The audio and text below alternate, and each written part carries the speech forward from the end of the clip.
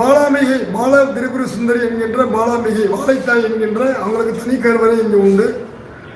மச்சமணி கமலமணி இடைக்காற்று தன்வந்திரி போகர் பாம்பாடு சிதர் தன்வந்திரி இந்த மாதிரி கருவறை மாதிரி 18 சிறப்பை தனித்தனி கருவறை வச்சு தனித்தனி கோபுரம் வச்சு கலசத்தோடு அமைச்சிருக்கோம்.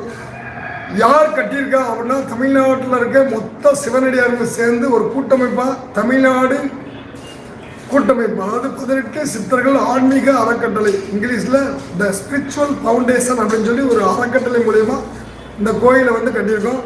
இந்த கோவில் ஒரு ரம்மியமாக கிட்டத்தட்ட 2015 ஆரம்பித்து 2022 கட்டி முடிக்கப்பட்டது.